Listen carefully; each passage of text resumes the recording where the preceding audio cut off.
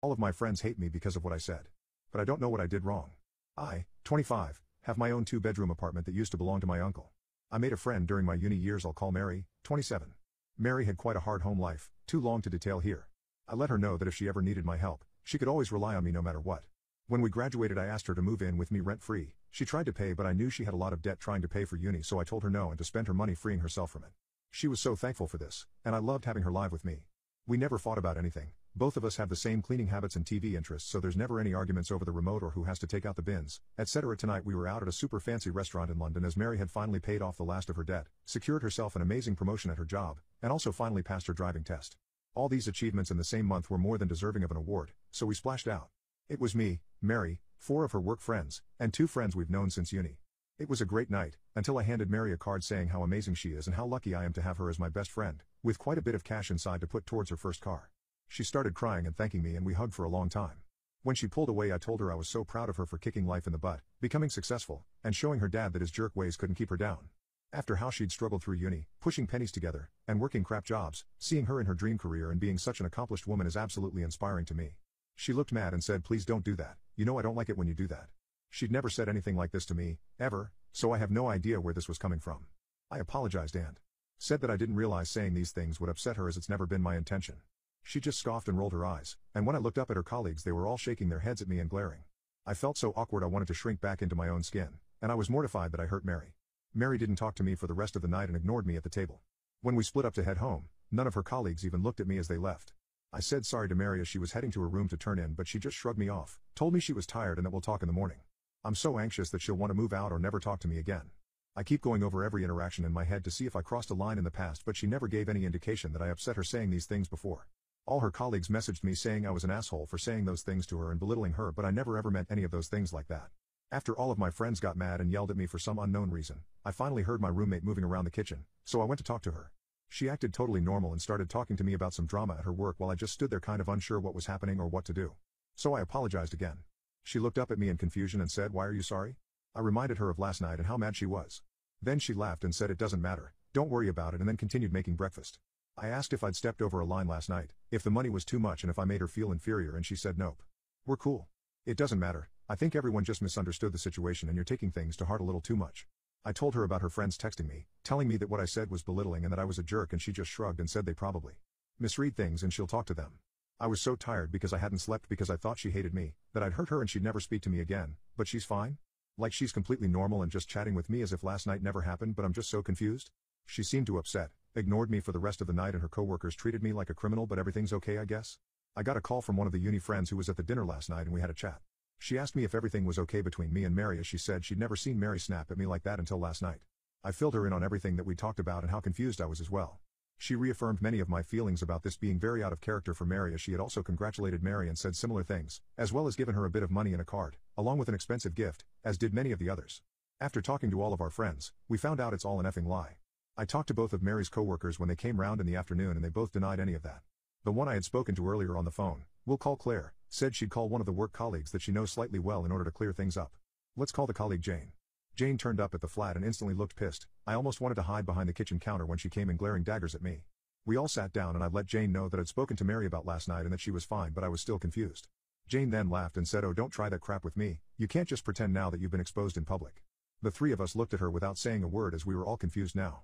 Claire asked her what she meant and Jane said that she knew how I really treated Mary. We both asked her to elaborate, and she stood up and went on this tirade about how I apparently regularly abuse and belittle Mary, then intimidate her into saying nothing about it and put on a smile for others. I wasn't sure whether to laugh or cry at this point. She then showed me her text with Mary where Mary wrote to her in distress about being locked in her room because I was having a meltdown about her making friends at work, something that never happened. Claire and my other friend took the phone and looked through the messages as well, and I had to stop reading them as they all said stuff about how Mary was afraid of me and that I'd trapped her here and was extorting rent out of her. It all just leaves me numb and dead inside. Eventually Claire got to a point where Mary said I'd cancelled her 21st birthday at uni and told her she wasn't allowed to go out. The thing is, Claire and my other friend were at Mary's 21st birthday, which I'd put over £500 towards to have a themed Great Gatsby night she'd always wanted, which in the messages she was claiming never happened. We went over a lot of the stuff in the messages and realized that Mary had been spreading lies about me to all her colleagues about how I was abusive and she couldn't move out because I was charging her so much rent money. This absolutely shattered me. Mary was like a sister to me through our uni years, and I can't fathom why she'd say any of these things. It took a long time, but after Claire and my friend went over all the accusations with Jane and I pulled up my bank details to show that Mary never makes a single payment to me except for her half of the bills, she seemed to cool down and settled into the same confusion we were all feeling. She let us know that Mary told all of her colleagues this story and that the reason they were mad at me is because Mary said I like to use a manipulation tactic where I pretend I support her through everything but use her past against her whenever we're in private. They all thought that's what I had been doing last night. That everything I said was meant as a backhanded compliment. Claire had to calm me down as I couldn't stop crying no matter what I did for ages. It was quite embarrassing, but I just couldn't do anything else. Now I'm a little more level-headed, still mad but not crying anymore. I don't even want to look at Mary again. My friends have told me not to make hasty decisions. Even Claire said she was disgusted by the things Mary was saying about me in the texts when everyone knows them not to be true. I know that I probably won't be able to clear my name with her colleagues, but I don't really care about that. I just want to know why Mary said those things about me. I'm falling in love with my sugar mommy wife. I'm ruining everything. About 4 years ago my wife and partner of 8 years passed away due to complications after the birth, very rare, of our second son. I was deployed at the time, and completely devastated. After flying home I felt that nothing would make me happy again.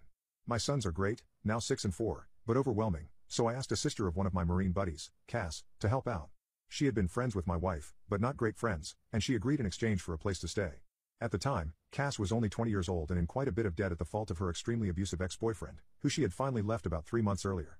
During the first few weeks of her helping out with the boys, she asked to borrow money to see a doctor due to shaking hands, no insurance. I happily obliged. She was an angel, doing all of the cooking and cleaning and keeping my young family together. It turned out that she had developed some sort of neurological disorder, probably brought on by repeated abuse. At the time it seemed simple. I had good insurance, she needed health care, I never thought I'd be able to move on from my wife, and she was afraid of intimacy. I agreed that I would marry her, but keep our platonic relationship. She promised not to burden me with her debt, and we had a prenuptial agreement and all. I know that this is fraud of the government, hence the throwaway, but we were both so damaged and needed somebody, if not intimately. The past 3 years have been about as good as expected, if not better. Cass is great, better than great. She keeps the house spotless, had food ready every night when I get home, and has been working overnights as a baker and almost has her debt paid off. Her condition has improved greatly, also, due to the great medical care she was able to receive. With the boys, she is a saint. She tells them about their mother, shows them pictures, takes the places for fun. And even taught them how to read. Of course the 6-year-old just finished kindergarten, but my 4-year-old is going to be the smartest kid in his class next year. Sometimes the 4-year-old calls her mommy but she shhs him and reminds him that name is Cass and that mommy is the angel whose picture is above the fireplace. Once her debt is fully paid off, the kids are in school, and she saves up a bit of money, she is going to go into a nursing program. Our relationship, still platonic, but very caring. I've cried on her shoulders more times than I can count, and she's done the same. One night I was very stressed out, and yelled at her about something pretty inconsequential. She had taken my sons to see Santa without me. She, of course, became quite frightened, but we worked it out and I even offered to pay for her to see a counselor. She didn't. That was 2 years ago, and we have had little fights ever since, but have been able to work through them. She seems to understand me whenever I'm hurt, upset, or angry, and is calming in a way that I can't explain. The problem is that I think I might be falling for her. I've been noticing little things, her scent, her smile, her laugh. The way she smiles with her eyes when she sees me, how much my boys love her. Not to mention that she's gorgeous, hardworking, and one of the strongest people I've ever encountered. A few nights ago I almost kissed her after we had put the boys to bed, and her hugs goodbye have started lasting a little bit longer. The other day she was taking a nap in my bed, she was washing her sheets, and I wanted to join her. Not have intimacy with her, just lay with her and hold and kiss her. I don't know what to do, or how to even bring this up. It's been 4 years since my wife died. There have been days where my thoughts have been occupied with Cass, and I haven't even thought about my wife. I feel bad about it, and I still miss her, but I never thought that I'd be able to move on. I feel guilty and disloyal. At the same time, I want her. Not just intimately or physically, I want to be romantically intimate with her, not just as friends. I don't know how to bring it up. I don't want to scare her or make her uncomfortable. But this is becoming more difficult than I could have ever imagined. I was thinking about asking her to get dinner, just the two of us, and bringing it up. But what if she refuses? How can I gauge her interest? If it means anything, the other day she was having a hard time with the boys, they were restless and being out of hand, so I brought her home some of her favorite flowers. She was extremely giddy and gave me another lasting hug and a quick kiss on the lips. I was taken aback, but she pranced around, finishing dinner and putting the flowers in a vase. What does this mean? My strange colleague turned out to be a child predator, so I ruined his life. My colleague, and fellow 7th grade English teacher Mr. Phillips always seemed pretty weird to me. He was at every single student event, especially when these events were female-oriented. He wanted to coach the girls' basketball team, despite knowing nothing about basketball. Not only was he quite peculiar in school, his actions outside of the school were perhaps even stranger. When we first started working together, we went out to bars sometimes together as he was new to the area and I wanted to make him feel welcome. While at said bars, he overshared a lot, and despite being in his late 20s, seemed to hit on the girls that were 18 or 19. That, coupled with the dark humor jokes he would make about sleeping with girls not of age, that should have been a serious red flag for me, but for some reason it was not. The third time I went out to a bar with him was the time I decided not to invite him out with me anymore. He hit on a girl that was clearly no older than 19. After coming back over to our table after getting shot down, I asked him why he keeps hitting on girls that are almost a full decade younger, and he replied saying, they're less experienced and higher value. That grossed me out a lot, and I felt like I could no longer be friends with him. Still, what he was doing was not illegal, at least not yet, and so I had no legal grounds to take action.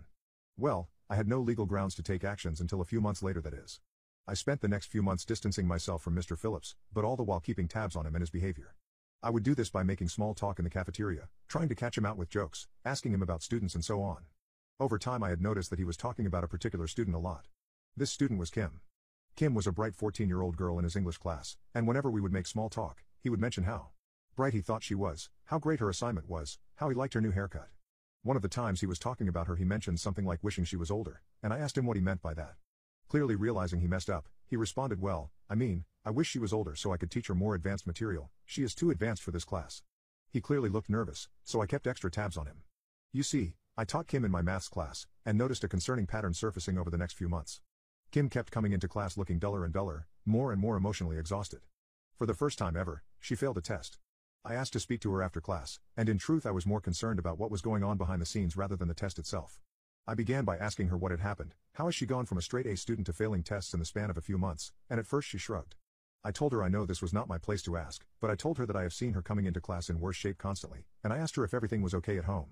She started crying then. I calmed her down and she asked me if she could reveal something to me and asked me to promise to keep it to myself. I promised. In truth, I was fearing the worst and in some odd twisted way I was prepared for it, so what she said did not surprise me at all. Mr. Phillips was messaging her explicitly after class in turn for straight A's in his class despite what she did. However, what she said next was not what I was expecting. She stated that she had informed her parents for it, but her parents stated that as long as she was getting good grades, they did not care for what she was going through, and any opportunity to have good grades she should take, even if that is exchanging in these texts with Mr. Phillips. She had told her parents 1 month ago, and nobody since, as she was convinced everyone would have the same reaction that her parents did. I was horrified at this the most. She then showed me the screenshots of her conversations with Mr. Phillips via IG and my face went pale. He forced her to send pics, he sent pics, dirty texts and so on. I asked her to send these to me and I would report it anonymously. And that's what I did. The investigation is now ongoing and Mr. Phillips is facing serious prison time as rumor has it they have also found kiddie adult films on his computer. Needless to say he has gotten fired, but has not been sentenced yet. Kim is also doing a lot better and I'm checking in with her semi-frequently after class.